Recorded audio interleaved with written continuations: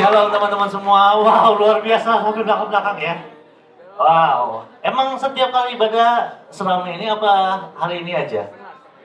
Selama ini luar biasa. Tepuk tangan buat teman-teman semua yang ada di sini. Saya jadi ingat waktu pertama kali saya ke gereja. Kira-kira seperti ini, ada yang main tamborin, ada yang nyanyi-nyanyi, anak-anak muda berkumpul bersama.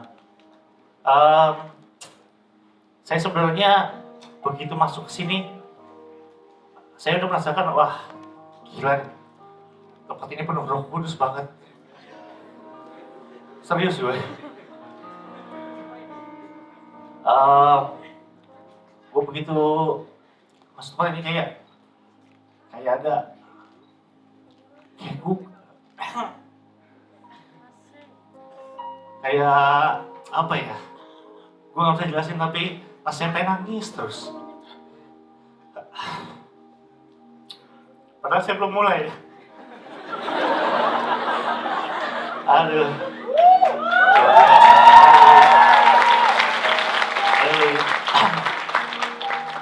Saya perkenalan diri dulu, biar nggak dibilang kepedean. Nama saya Edozel, saya adalah seorang YouTuber. Saya kerjanya membuat video YouTube yang mudah-mudahan lucu. Lebih sering nggak sih sebenarnya. Sharing kehidupan saya sebelum kenal Tuhan Yesus. Saya ini lahir di keluarga broken home. Sampai sekarang saya lahir tanpa ayah. Sampai sekarang saya nggak tahu papa saya siapa. Mungkin ada yang mau ngaku. Mungkin ada yang mau jadi papa saya. Tumbuh di keluarga broken home. Saya ini ada kekosongan dalam hidup saya, tapi saya nggak tahu kalau itu tuh kekosongan. Saya merasa saya normal-normal aja gitu. Orang-orang lain yang lihat saya tuh berbeda. Mungkin beberapa teman-teman yang ada di sini yang mungkin keluarganya sering berantem, yang dari keluarga yang bercerai. Kalian sadar nggak sadar kalian punya kekosongan itu. Dan gue tumbuh kembang menjadi anak yang terus-menerus mencari sukacita dalam hidup gue. Gue pengen mencari kebahagiaan. Gue akhirnya pas SMA gue sering clubbing, gonta-ganti pacar, minum minuman keras, dan itu merusak gue banget. Gue pada saat ngelakuin itu senang gitu, senang sebentar, tapi kayak gak puas gitu. Kayak apapun yang gue isi dalam black hole gue ini kayak gak habis-habis gitu. Gue isi sama pesta-pesta gitu, gue isi sama pekerjaan, gue isi sama cewek-cewek, itu nggak bisa full. Gue nggak bisa ngerasa full, kosong gitu. Tapi gue nggak sadar. Jadi yang gue taunya, mungkin kurang nih, mungkin belum cukup. Mungkin gue harus punya prestasi lebih lagi, mungkin gue harus kerja lagi lebih keras lagi, mungkin gue harus punya pacar yang lebih cantik lagi, mungkin gue harus pergi clubbing yang lebih gede lagi. Itu yang gue rasakan. Sampai suatu saat gue memutuskan untuk married. Gue ketemu sama seorang wanita. Ya bukan pria sih. Bingung saya nanti. Singkat cerita, akhirnya kita putus 2 minggu sebelum pre-wedding. Jadi seharusnya kita foto di Bali. Itu fotografernya udah di Bali duluan. Terus gua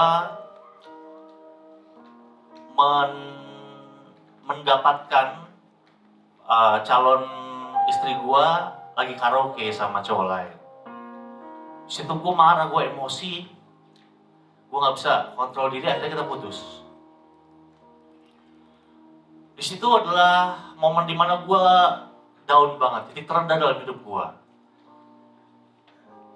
Gue masih inget banget, gue di kos-kosan, gue mau marah gak bisa marah, mau nangis gak bisa nangis, kayak mati rasa gitu. Gue cuma tidur di ranjang kecil di kosan gue bangun tidur, gue berharap ini cuma mimpi, tapi enggak.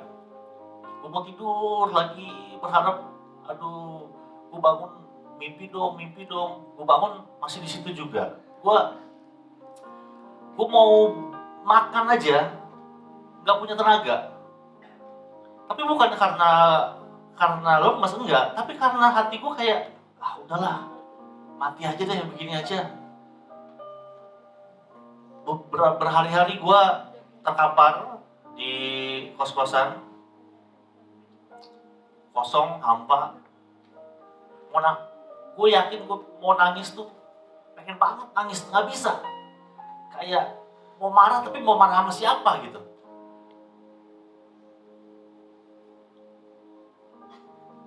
Sampai akhirnya gue inget ada temen gue, dia tuh waktu itu zamannya BBM.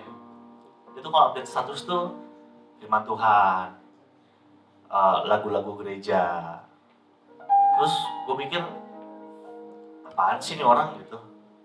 Terus akhirnya entah kenapa gue berpikiran, gue ke gereja deh gitu. Akhirnya gue datang ke Central Park. Di sana gue nanya sama satpam, Pak, gereja di mana? Dia bilang, gereja ada 2, yang di taman sama yang di atas.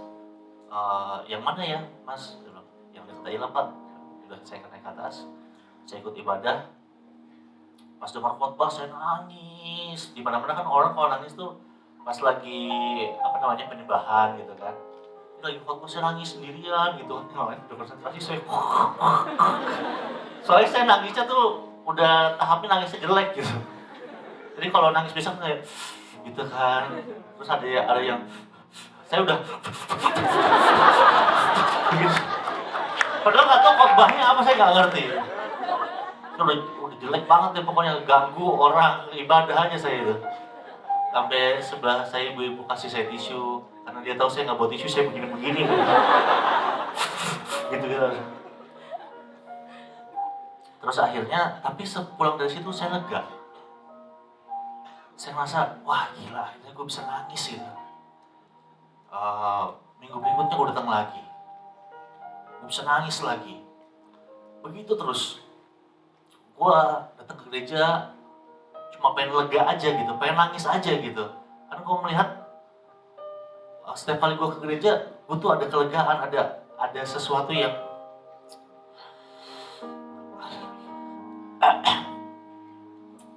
saya rasakan sekarang.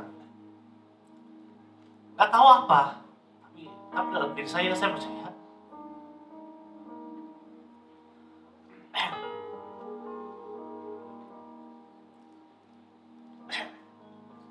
Saya percaya pekerjaan Roh Kudus.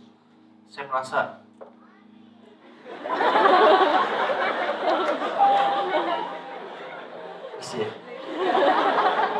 tipe-tipe cowok peka.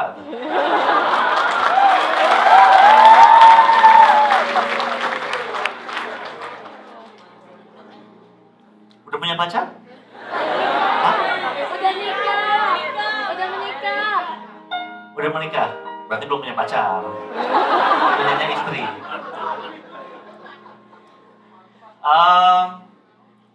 Saya merasa akhirnya saya mulai terima Tuhan Yesus dalam hidup saya. Saya mulai mengerti bahwa semua itu bagian rencana Tuhan. Semua yang terjadi dalam hidup saya itu dibentuk Tuhan sedemikian rupa. Saya mulai merasa yang tadinya saya kosong, black hole nih, mulai diisi perlahan-lahan. Karena ternyata yang ruang hampa kosong di hati kita itu tempatnya Tuhan. Cuma Tuhan yang cukup besar untuk memenuhi ruangan kosong itu. Kemudian kehidupan saya perlahan-lahan berubah. Nggak langsung instant block, nggak. Ada proses, saya dibentuk lagi.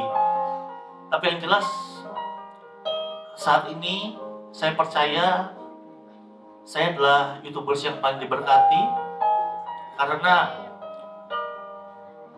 bukan dari sisi ekonomi aja, tapi berkat Tuhan tuh dari bentuk sukacita, dari istri yang luar biasa, dari keluarga yang baik yang kita bina sama-sama. Dulu tujuanku jadi YouTubers sebelum kenal Tuhan, gue pengen populer. Gue pengen dicintai banyak cewek-cewek, pengen dielu-elukan gitu. Dan apapun yang gue coba usaha bikin di YouTube, itu gak ada yang berhasil. Waktu itu gue sempat bikin konten-konten yang adegan-adegan berbahaya, tapi gue merasa itu bakal jadi booming, tapi nggak booming sama sekali. Waktu itu kita subscriber cuma nggak sampai 10.000, itu udah setengah mati saya bikin video. Harus angle sana, angle sini, kami pinjam kamera sana, kamera sini, harus editingnya harus bagus, pakai segala macam teknik-teknik. Tapi Tuhan nggak izinin. Kemudian saya berdoa sama Tuhan, saya ganti prioritas. Yang tadinya saya pengen banget dikenal orang, pengen jadi populer, pengen dicintai sama cewek-cewek, pengen banyak duit. Gue berdoa sama Tuhan, Tuhan, aku pengen jadi dampak buat anak-anak muda.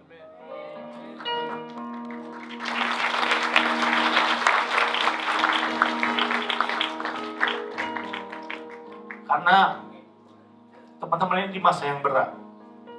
Di zamannya kita yang namanya konten pornografi, budaya-budaya barat, itu susah banget kita temuin. Paling-paling di film itu pun sudah disensor. Tapi sekarang di YouTube, di Instagram, teman-teman kalau lihat, saya explore. Itu tiap hari kalian pasti ada aja bercandaan yang porno, ada aja foto-foto yang kontennya seksual. Kalian di masa yang sangat berat. Kalau kalian nggak punya tembok,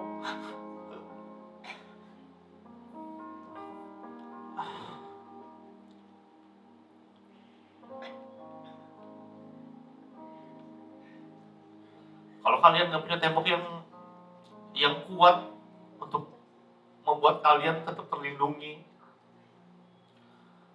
untuk tetap dalam Tuhan, itu susah banget untuk hidup di zaman kalian ini. Jadi saya mau pesankan,